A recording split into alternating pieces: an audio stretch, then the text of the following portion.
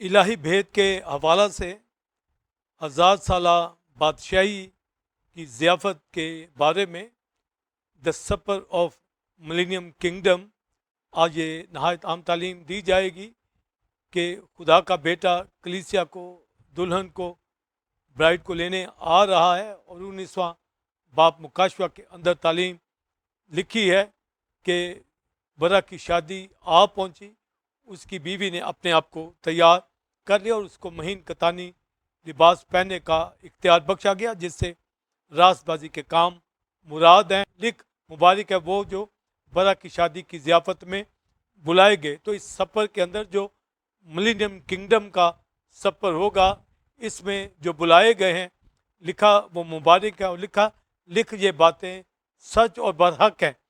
तो ये जो ट्रू जो बातें जो मिलेनियम सफ़र के हवाला से मैं आज एपिसोड में बयान करने जा रहा हूँ। लास्ट एपिसोड के अंदर हर मजदून की जंग का जिक्र किया गया और इससे पहले भी जंग और अमन के बारे में, गोग मैगोग, जूझ मजूज के हवाला से। यहाँ जो आखिरी जो आलमी जंग होगी, हर मजदून की जंग होगी, उसमें एंटी क्राइस्ट को और उसके इत्तेहादियों को क्राइस्ट अपने मुंह की फूंक से हलाक करेगा और सफ़ेद घोड़े के ऊपर बैठा उसकी रान और पोशाक के ऊपर ये लिखा होगा, बादशाहों का बादशाह, खुदामंदों का खुदामंद।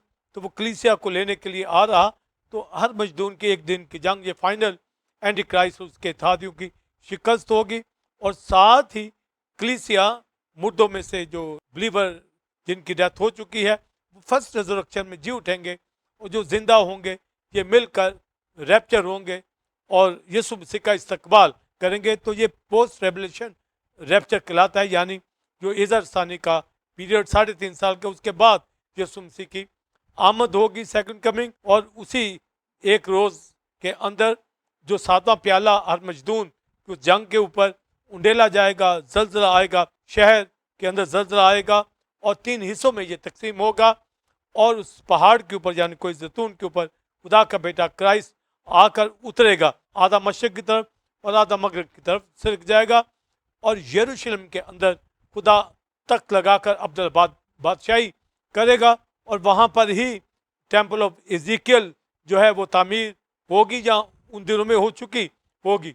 तो बात तो टेम्पल ऑफ सोलेमन की बात करते हैं कि वो रिबिल्ड होगी, मगर जो हिजकियल की किताब के अंदर जो 40 चैप्टर के अंदर जो तालीम मिलती है, वो टेम्पल ऑफ इज़ीकियल की कंस्ट्रक्शन का जिक्र तो क्राइस्ट के दौर के अंदर वो मुकम्मल हो चुकी होगी। तो गोया वहाँ पर रूल करेगा और कलीसिया के साथ मिलकर खुशी मनाएगा। तो ये 1000 साल बादशाही, जब हम मिलेनियम किंगडम के सफ़र की बात करेंगे, ज़ियाफ़त की बात करेंगे जो कलीसिया को दी जाएगी, जैसे यहूदी कल्चर के अंदर जब उनका वेडिंग सफ़र होता तो ये 7 डेज तक होता और 7 डेज में ब्राइड को ब्राइड ग्रूम के रिलेटिव से इंट्रोड्यूस करवाया जाता। तो ये जश्न जारी रहता है। इसी तरह 1000 साल बादशाही के अंदर ब्राइड कलीसिया मसीह के साथ 1000 साल तक बादशाही करेगी। तो ब्राइड की हैसियत से भी, मगर जो कलीसिया बहन भाई के तौर पर यीशु मसीह के बहन भाई हैं, एक दूसरे से ये इंट्रोड्यूस होते रहेंगे। और क्राइस्ट इस बादशाही के अंदर उससे पहले कह दिया कि जो लॉर्ड सफ़र का जो सफ़र है ये फिर दोबारा नहीं पिएगा उस दिन जब आसमान की बादशाही में, तो 1000 साल बादशाही में इस सफ़र में कलीसिया के साथ मसीह शामिल होगा और फिर लॉर्ड सफ़र जो शायरबानी का है वो क्लोज हो जाएगा, क्योंकि कलीसिया 1000 साल बादशाही के अंदर मसीह के इस ज़ियाफ़त में शरीक हो गई है।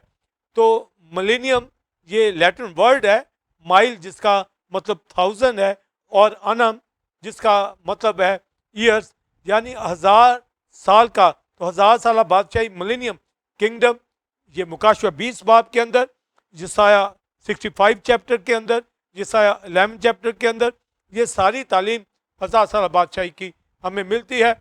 और दुनिया के अंदर एक बड़ा चेंज आ रहा है, इंफ्रास्ट्रक्चर हर मुल्क के अंदर बेहतर से बेहतर हो रही है और जदीद टेक्नोलॉजी वकू के अंदर आ रही है। ये 1000 साल बादशाही के लिए हाईवे बन रहे हैं, रोड्स बन रहे हैं, ब्रिज बन रहे हैं, शहर जो नए तौर से तामीर हो रहे हैं और नए नए शहर खूबसूरती वकू के अंदर आ रही है। जैसा दुबई को आप देखें, इंग्लैंड को देखें, आप दूसरी कंट्रीज को देखें, सिंगापुर को देखें, कोरिया को देखें, हर मुल्क, पाकिस्तान को देखें, ये सब नीट क्लीन, हर तरह इनका इंफ्रास्ट्रक्चर इसलिए बेहतर से बेहतर हो रहा है क्योंकि यीशु मसीह खुदा का बेटा, उसकी बादशाही आने वाली है।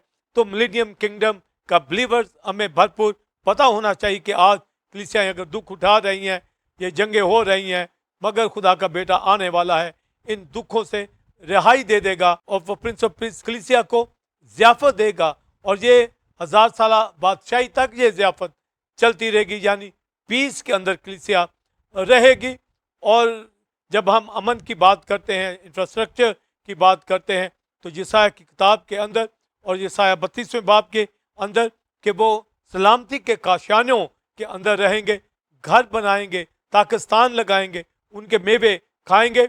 और 65वां बाब यशायाह के अंदर एक जो तरतीब दी गई है उस किंगडम के बारे में कि नया आसमान होगा, नई जमीन होगी, और आगे लिखा है खुदा अपनी इस नई खलकत के साथ यरूशलेम के अंदर खुशी और खुरमी का बाइस बनाएगा, इसका नाम शहर सिदक होगा और खुदा का बेटा बादशाही करेगा, रूल करेगा, दुनिया के ऊपर रूल करेगा। और कौमें आकर ईद क़याम मनाने को यरूशलेम आएंगी और दुनिया के अंदर प्रीचिंग होगी, लोग यीशु मसीह को कबूल करेंगे, दीगर रिलीजन भी होंगे, मगर शैतान को 1000 साल तक बांधा जाएगा और वो किसी तरह का कोई जर ना पहुंचा पाएगा, कोई जंग ना होगी। जंगे कराने वाला और हर तरह का बदअमनी फैलाने वाला, सिन करवाने वाला, वो अथाह गढ़े के अंदर बंद कर दिया जाएगा। लिखा आसमान से एक फरिश्ता वो कुंजी लिए हुए अथाह गढ़े की जंजीर लेकर वो जब जाहिर होगा तो 1000 साल तक लूसीफर को, उस अज़दाहा को, शैतान को, पुराने शाम को बांध दिया जाएगा। 1000 साल बादशाही के बाद थोड़ी देर के लिए इसलिए खोला जाएगा कि फिर जूझ मजूज के साथ मिलकर खुदा से लड़ाई करे तो आग आसमान से आएगी, उसको खा जाएगी, का खात्मा हो जाएगा, हेल में डाल दिए जाएंगे। मगर चूंकि मैं 1000 साल बादशाही के इस सफ़र की बात कर रहा हूँ तो ये कलीसिया को ये ज़ियाफत दी जाएगी और ये अमन के साथ, पीस के साथ 1000 साल तक अपने घर बनाएंगे। और यहाँ पर लिखा है कि उनकी मेहनत बेसूद ना होगी, उनकी औलाद नागहां हलाक ना होगी। जिस तरह बागे अदन के अंदर एडम ईव को बनाया गया और जलाल उनके ऊपर था, होलीनेस उनके ऊपर थी, उनको कहा बड़ो फलो और जमीन को मामूरो महकूम करो, ये रिपीट होगा। वो जो अहद कोवेनेंट बांधा गया उनके साथ 1000 साल बादशाही के अंदर बताया गया है कि मेरी नई खलकत के साथ कलीसिया वकू के अंदर आई है, ये रूल करेगी मसीह के साथ, दुनिया भर के अंदर शहरों मुल्कों के ऊपर बिलीवर्स कंट्रोल करेंगे। और पैराबल में लिखा है कि किसी को 10 शहरों पे इख्तियार, किसी को मुख्तलिफ मुल्कों के ऊपर इख्तियार, यानी पूरी दुनिया के ऊपर जो खुदा के लोग हैं ये रूल करेंगे। और यरूशलेम के अंदर ये कैपिटल होगा और यीशु मसीह यहाँ रूल करेगा। और एक पीस यहाँ पर दे दिया गया है और लिखा है कि वो ताकिस्तान लगाएंगे और उनके मेवे खाएंगे, वो घर बनाएंगे, उनमें रहेंगे। ऐसा नहीं कि कोई घर बनाए या कोई पाकिस्तान लगाए और कोई उसको आकर गैर कौमें उजाड़ दे, ऐसा नहीं होगा। तो लिखा है कि ये नई खलकत खुदा के लोग जो है इसमें रहेंगे और उनकी औलाद ना कहाँ हलाक नहीं होगी। और वहाँ लिखा है कि लड़के की उम्र 100 साल की होगी, वो कम उम्र में नहीं मरेगा, यानी 100 साल तक होगी, फिर उसकी डेथ होगी। तो ये जो वहाँ की जनरेशन वहाँ पैदा होगी, इसलिए तो लिखा नन्हा बच्चा उफई की बिल में हाथ डालेगा और वो वहाँ पर अमन से रहेंगे। और गाय बैल ये शेर मिलकर वहाँ भूसा चरेंगे। तो यशायाह 65 बाब में भी इसका जिक्र है और यशायाह 11वें बाब के अंदर भी जिक्र है। और लिखा है अगर गुनहगार उसकी उम्र 100 साल हो जाए तो वो लानती होगा। तो ये वहाँ कोवेनेंट दे दिया गया है कि वो 100 साल का नहीं होगा, पर एक जो बिलीवर वहाँ पर पैदा होगा उसकी उम्र का जिक्र है कि वो 100 साल, और कोई ऐसा बूढ़ा ना होगा जो अपनी उम्र पूरी ना कर पाएगा, यानी बूढ़ों की भी उम्र लंबी होगी। जिस तरह आप जेनेसिस के अंदर, पैदाइश के अंदर मतुसले की उम्र 969 साल थी, आदम की उम्र 930 साल थी, यानी तकरीबन 1000 साल के करीब थी। इसी तरह 1000 साल बादशाही के अंदर वहाँ पर जो जनरेशन पैदा होगी उनकी उम्रें जो है 1000 साल तक जाएंगी, पर जो इमोर्टल बॉडी के अंदर वो हमेशा जिंदा रहेंगे और फिर अब्दियत के अंदर दाखिल हो जाएंगे। पर जब लिखा कि वहाँ पर गुनहगार लानती होगा अगर 100 साल का होगा, और अगर एक बिलीवर है वो 100 साल का, इसका मतलब ये डेथ गुनाह की वजह से नहीं है, ये 1000 साल बादशाही के वो पीरियड है। जिस तरह पहले बता दिया गया कि इतनी इतनी उम्रें थी, बाद में 120 की उम्र तक ठहरा दिया गया, मगर यहाँ पर ये गुनाह की वजह से मौत नहीं होगी, क्योंकि यीशु मसीह के कफारे से मौत का खात्मा हो गया।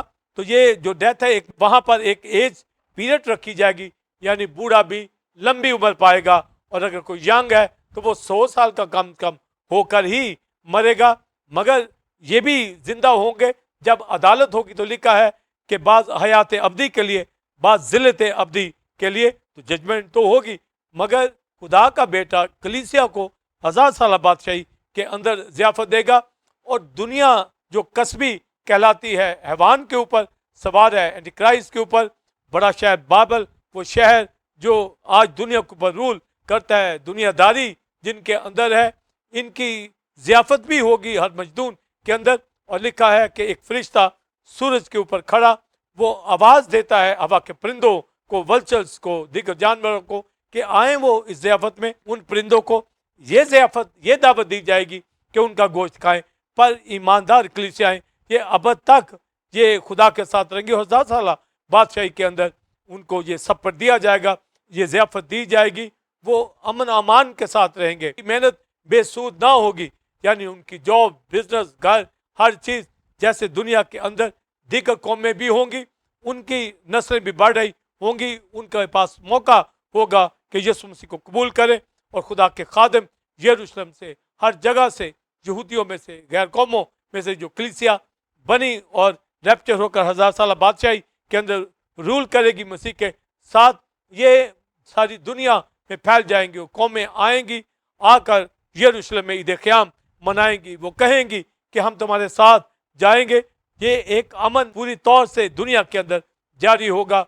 और बाइबल मुकद्दस यशायाह की किताब के अंदर लिखा है वो अपने हथियारों को तोड़कर फाले बना लेंगे और फिर कभी जंग करना ना सीखेंगे। तो ये जो एटर्नल पीस है 1000 साल बादशाही में, एक तो पीस होगा, और जो सब पर दिया जाएगा ये लॉर्ड अपनी कलीसिया को, क्राइस्ट देगा ब्राइड को। तो हम जब 7 ईयर्स की बात करते हैं एंटी क्राइस्ट को दिए जाएंगे, वो पहले 3.5 साल में अमल लाएगा जो धोखे का होगा, उसके बाद वो कलीसिया और इजराइल के अगेंस्ट जाएगा। उसके बाद जब हर मजदून के जंग होगी, आलमी जंग होगी, क्राइस्ट खुदा का बेटा फौजों के साथ, आसमानी फरिश्तों के साथ कलीसिया को लेने के लिए आएगा। तो मुर्दे गैर फानी बदन में उठेंगे, बदल जाएंगे। तो ये फर्स्ट रेजरेक्शन के अंदर रैप्चर होगा। ये 1000 साल बादशाही मिलेनियम किंगडम वकूअ के अंदर आएगी और इसी ज़मीन के ऊपर होगी और कैपिटल यरूशलेम के अंदर होगा, और एक बड़ी ज़ियाफत कलीसिया को दे दी जाएगी। और जैसा 65 बाब में ये वाज़ेह बात है कि नया आसमान, नई ज़मीन और खुदा अपनी नई खिलकत के साथ, तो ये नई खिलकत बोर्न अगेन लोग हैं और वो शादमानी और खुद में रहेंगे। और लिखा है फिर वहाँ पर ना रोना होगा, ना दांतों का पीसना होगा, ना दुख की, ना नाला की आवाज़ वहाँ पर सुनाई देगी। वहाँ पर ईमानदार उनके घराने हमेशा तक अमन के साथ मसीह के साथ बादशाही करेंगे। और उसके बाद जजमेंट का पीरियड होगा, सेकंड रेजरेक्शन होगी, उसमें गुनहगार जी उठेंगे, उनकी अदालत होगी और वो तख्ते अदालत पर बैठकर खुदा का बेटा सारी दुनिया का इंसाफ करेगा। फिर न्यू यरूशलेम के अंदर अब तक कलीसिया मसीह के साथ बादशाही करेगी। मगर चूंकि आज मैं मिलेनियम किंगडम की ज़ियाफत का बयान कर रहा हूँ, तो ये 1000 साल बादशाही मसीह के आने पर शुरू होगी। ये ज़ियाफत कलीसिया को दी जाएगी और कलीसिया मसीह के साथ पूरी दुनिया में रूल करेगी। तो ये एक ब्लेसिंग जो अदन की तरह की स्टार्ट होगी 1000 साल बादशाही में। तो एक बिलीवर को पूरी एजुकेशन का पता हो कि एक बड़ी ज़ियाफत, एक बड़ा पीस, एक बड़ी खुशी, शादमानी खुदा कलीसिया को 1000 साल मिलेनियम किंगडम के अंदर देगा। और दुनिया की कस्बी हैवान के ऊपर जो सवार है, वल्चर और हवा के परिंदे, उस ज़ियाफत में उसको हर मजदून की बाती खाएंगे। मगर खुदा के लोग यरूशलेम में और पूरी दुनिया में अमन के साथ रहेंगे। लिखा वहाँ फिर नाला की आवाज़, रोने की आवाज़, फिर कभी सुनाई ना देगी। तो मिलेनियम किंगडम आने वाली है और आज कलीसियाओं में जो उसकी किंगडम जारी है, इसमें रहकर हम फेलोशिप करें, उसके साथ चलें और एक अमन आज भी हमारी जिंदगी में मौजूद है। 1000 साल बादशाही पे भी मिलेगा, मगर दुनिया के लोग जंगो जदल के अंदर, काल वबा के अंदर, दुखों के अंदर ही रहेंगे। पर जो यीशु मसीह को कबूल करता है और करेगा, वो आसमान की बादशाही में दाखिल होगा। दुनिया के लिए मौका होगा 1000 साल बादशाही में कि वो यीशु मसीह को कबूल करके वो अदालत से बच जाए और वो भी अब्दियत के अंदर शरीक हो जाए। तो 1000 साल बादशाही के अंदर एक बड़ा इंफ्रास्ट्रक्चर होगा जो आज से दुनिया के अंदर जारी है। तो ये 1000 साल बादशाही आने वाली है, मसीह की बादशाही, अब्दी बादशाही, और इसमें ना रोना होगा ना दांतों का पीसना होगा। God bless you.